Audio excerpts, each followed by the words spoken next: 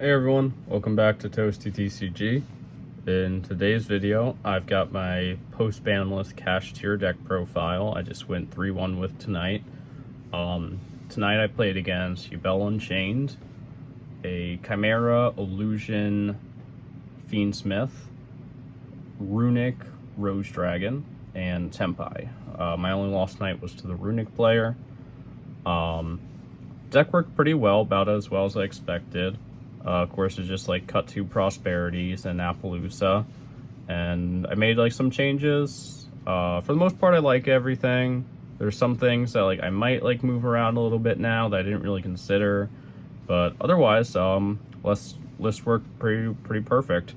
So to get right into it, the cash engine is very self-explanatory. There's a few changes that we'll talk about, but for the most part, like 3 Fenrir doesn't need to be explained. 3 Unicorn, Scareclaw, and the 3 Rise Hearts. These are all like the standard stuff that you should be playing. I know some people like to play less than 3 Rise Hearts. I believe the more that you play Kashtira, the better this card gets. So if you're playing less than 3, just keep playing the deck a little more until it clicks. And then the additions for tonight were the 1 Tearlament. This just like for 1 Prosperity, the Tearlament, just so that way it's at least an extender. I think this could have just been a second copy of Scareclaw, honestly, because Scareclaw is just so much better, especially against Tempai. There came up like one situation where like turn 1 I shifted, and then on my opponent's turn I had Shangira summon Tearlament and mill them for 3, exiling 3 more of their cards, which is kind of funny. Like, otherwise, I don't think Tearlaments has any business in the deck, unfortunately. And no, we're not playing Ogre either. We're not playing Ogre. We're not playing any of their traps. If you play Ogre, just for the name, it just feels bad. It's a worse extender than, like, Tearlament or Scareclaw. And then I feel like you play the traps and you just put cards in your deck that are going to be bad when you go second. So I didn't want to play any of those. So I was like, okay, Tearlaments is the next best one. Only for me to realize I just played 2 Scareclaws. They're just so much better. And then, speaking of Rise Heart being a really good card, we're playing a 4th copy. The reason for this is, so I was thinking, I'm like, what cards, when I activate a Prosperity, what cards do I normally want to see?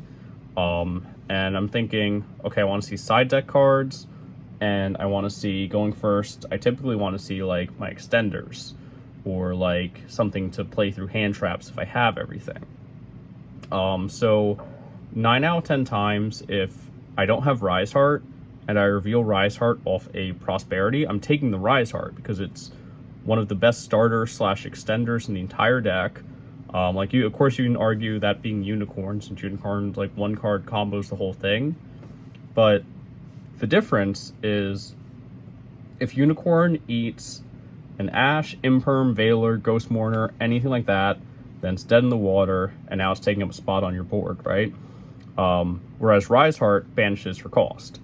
That banish for cost goes a very long way, because it can set up so many other plays, that I'd argue that Rise Heart is a better card than Unicorn. So, because Unicorn, it has to resolve. If Unicorn's effect doesn't resolve, then you, like, if that was like your only starter, then sure. Same thing can be said for Rise Heart, though. If Rise Heart's all you have, then sure, like, your hand sucks. But Rise Heart plus anything is usually pretty crazy. You can go like Rise Heart, banish Birth, activate Scareclaw, banish Theosis out of hand, get your Birth, something like that. And then you have like your normal summon now because you got your Birth. Or you can just, like, there's so many lines where it's like, you can go Rise Heart, banish any of these, activate Birth. Like, Rise Heart's just such an amazing sender, so there's no reason not to play 4. Our spell Kashtira cards got Terraforming, 3 Planet, 3 Birth, and 3 Theosis. I've seen and I've explained numerous times, you don't play 2 Theosis. The math is not in your favor. Anyone saying that they cut the 3rd because it makes the math more favorable for them is just like literally wishful thinking. If you actually like look up like card ratios and how like these things affect your deck building, 3 Theosis is mathematically correct.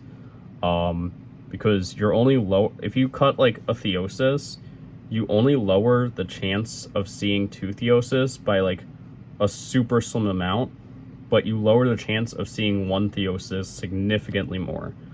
Just play 3 Theosis. It's just so much better. There's no reason not to play it.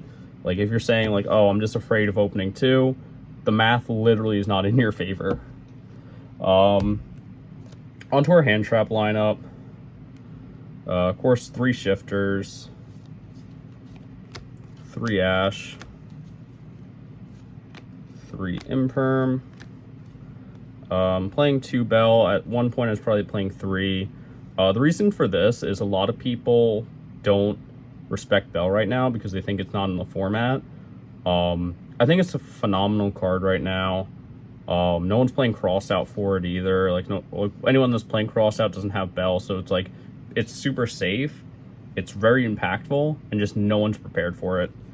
Speaking of things that no one's prepared for, as a Kashtira player, I am playing 3 Bestials. These cards are fantastic. I know like the Kashtira like copium mindset is like, oh, I put a monster on my board, I'm locked out of my whole deck. If you know what you're doing, you're not locked out of your deck. There's definitely ways to either clear up the spot or to just play while having monsters on your field. You're not locked out of the game. These cards are amazing. And then finally, of course, you have the Prosperity, and then 3 Crossouts. These cards are also really great. I'm enjoying Crossout much more than I've ever enjoyed Talents, Thrust, or Called By. This card is also exceptionally good in Kashtira because Kashtira interacts with your banished cards. So let's say, for example, you open like, I don't know, like Shifter, Ash, Bell, Birth, and a Crossout. You can cross out your Fenrir, and yes, its effects are negated for the rest of the turn, but then you can activate Birth, summon Fenrir, and now at least you have that. Like, of course, you draw Phase Shifter, if you want to argue semantics. So you go and go like Shifter, and then cross out the Fenrir, Birth it back. So at least like it unbricks Birth at the very worst, and then at its best, it lets you play as greedy as you want because you don't have to worry about Ash or Imperm, the 2 most popular hand traps of the current format. So these are all cards for our non-engine. On to the extra deck. We of course have Shangri-Ira, Flare Metal, a Harmonizer, Dark Arm Dragon, Dragosack, Big Eye, Zeus, and Typhon. Those are our XZs. Pretty basic. I want to maybe play a second Dark Armed, but tonight I was testing something else out. For our links is Donner. This is ultimately a safety net for like Nib and Bestial, so that way, like again, I know people are very scared about like, oh, I can't summon my Fenrir or my Unicorn off having no monsters. There you go, clears up the spot. You can go normal summon the hand trap, you can normal summon Rise Heart, you can even go activate Birth, normal summon Fenrir, and then link it away for Dagger. Dagger pops itself and opponent's monster, and you have open range to summon all your monsters. So this definitely like clears it up, and 100% joking about using Fenrir to make this. If you open Birth, then you can play around it. If you open a Scareclaw, you can play around it. Like, you always have ways to clear out, to either continue to play while you have monsters on your field, or clear your board to summon more monsters. So we play Dagger as like a last resort, like safety net. In hindsight, though, with Prosperity being at 1, this could be Lizardos now. The reason I didn't play Lizardos before was in testing, I found more often than not it was conflicting with the 3 of Prosperity, where it just turned my Prosperity off. So it was like no card, like you have the 1 card draw, and then it's like now your Prosperity's dead. I can see this being a Lizardos now that Prosperity's at 1, but in the past, definitely did think it should be Donner. This could definitely be a Loser DOS now, though. For a Link package, 2 Link Spider, Crystal Heart, Decode, SP Little Knight, and our Appaloosa replacement was Access Code. So for people that don't like the Cybers package, in my last video, the thumbnail should be of Heat Soul with Birth in the background. I explained when you actually use this and when you avoid it. Like, there's definitely tournaments where I'll go into this package all night, and there's tournaments like tonight where I don't go into it at all. But it's definitely a super fantastic engine. There's nothing like I can even comparably say is better than this. I wouldn't play Super Poly. I wouldn't play like the Utopia Zexal Dragon thing over it. This is just so much better. So post Appaloosa ban, you're just making SP Little Knight 100% of the time that you go first, and then going second, Access Code. With more time to think about it now, I think Access Code could just be a second copy Dark Arm Dragon. I've said this in multiple videos. I wish I could just be playing 2, and in multiple videos I have been playing 2. So yeah, I definitely think the second Dark Arm Dragon could take the place of Access Code, and then just use this package when going first. Otherwise, this package is the best extra deck spots that you have, or options, at the current moment. I definitely would not change these. And then finally, for our side deck, and we'll also talk about side deck patterns. So first we got some Floodgates, Skill Drain, Anti-Spell, and Rivalry. So this was something I was playing last format too. I didn't want to play 3 Skill Drain because I didn't want to open multiple and just like the same Floodgate, versus I open combinations of these and have multiple Floodgates. We're putting 3 Judgment back in. This is mainly because people are starting to play Board Breakers again, and Tenpai main decks Board Breakers too. So I know like you're thinking, oh, I pay half my life points and now the Tenpai player kills me anyway. But if your Judgment is on their Board Breaker, then it's actually very hard for them to continue playing, because you'll typically have a Scareclaw Kashtira, or you can use this to protect Scareclaw Kashtira if they make something to like get rid of it. Judgment's just very good right now against Tenpai. You can Judgment the 1 Snake Eye Ash, just like any Board Breaker, anything that this deck loses to, Judgment will solve. 3D Barrier, primarily another card for Tenpai. You call Synchros on it, of course, but you can play this against so many other decks. Any of these purple cards plus Shifter usually just says you win the game too, by the way. So before I get into the cards that we're siding for going second, what do we side out to play these? So first off, we're siding to go first. So you know that we're playing 3 cross out. Because they're no longer quick effect, you can side out your 3 Bestials. You can side out 2 Imperm. You can side out 2 Ash. So right there is 3, 4, 5, 6, 7. You side out 1 Bell. And then if you need to side in all 9 of these, you can side out the second Bell, because no one is playing Bell, so you're not going to need it for cross out. The reason that you side out 2s of all the others is so that way you have cross out and your cross out targets. So then if you do need all 9, there's your 9 side outs. Super easy side deck pattern right there. If you don't need them, you can pick and choose which cards you prefer. So again, these will always be 3 very easy side outs when you're going first. And then for certain matchups, you can side out different ones of these. Typically, I like to side out the 2 Imperms anyway, because I don't want to set too many cards on the field, just like lose to a Lightning Storm or Duster, and have something that's like not chainable, or not a like either have the out or I win Floodgate. So let's say, for example, we're playing against Tempai. You're not going to want to keep the Rivalry of the Warlords in because everything is a dragon. This is good again in Kashtira because you're locked into Psychic, which doesn't matter. Against like Snake Eye, it's going to be good. Against like Illusion, well, not against Illusion, against like Chimera, I can see it being useful against like Runic variants, things like that. There's definitely like options for Rivalry to be very impactful. Anti-spell goes in like 100% of the time, as does Skill Drain mostly. Judgments can always go in, and then Dimensional Barriers are also gonna be a thing that like use at your own discretion.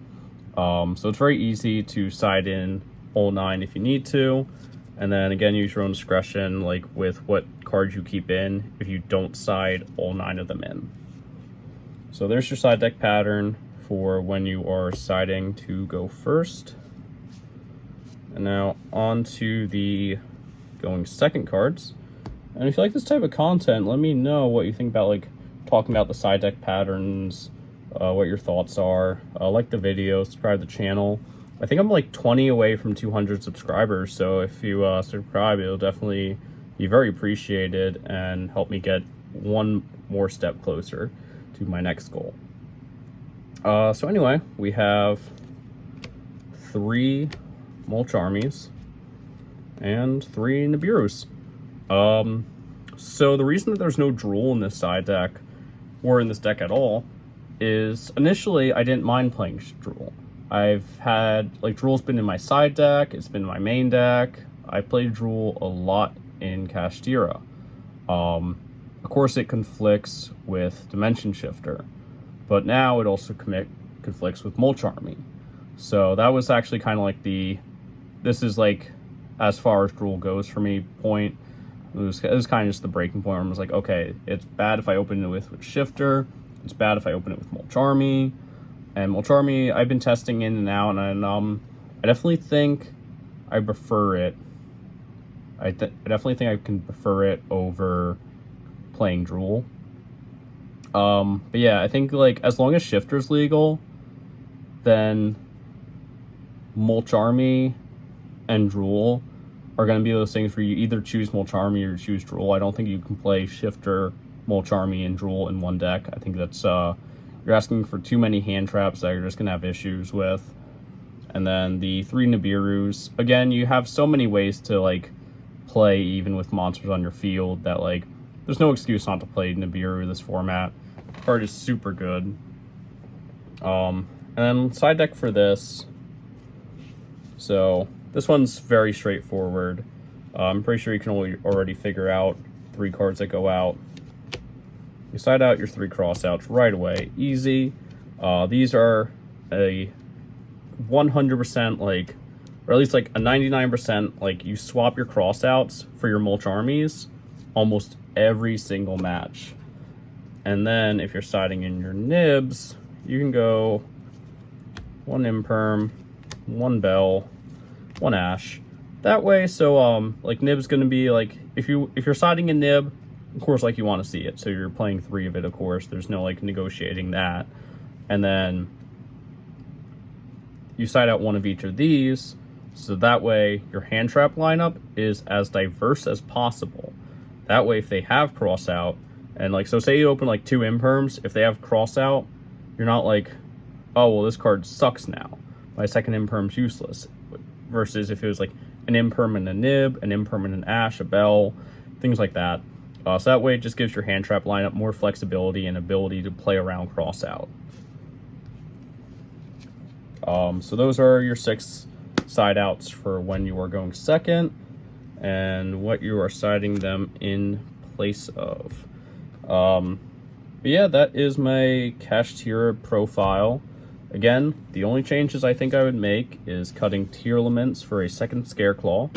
I think Scareclaw is that much better. And cutting access code for a second Dark Armed. Let me know what you guys think about this list and if you have any suggestions. And if you would, oh, by the way, cut Donner for Lizardos. So those are my 3 suggestions that I would change to the list. Yeah, let me know what you guys think, what changes you would make, any suggestions, any comments, if you have any questions, anything like that. If you enjoyed this video, again, like, subscribe, help me get to 200, be super appreciated. And until I see you guys next time.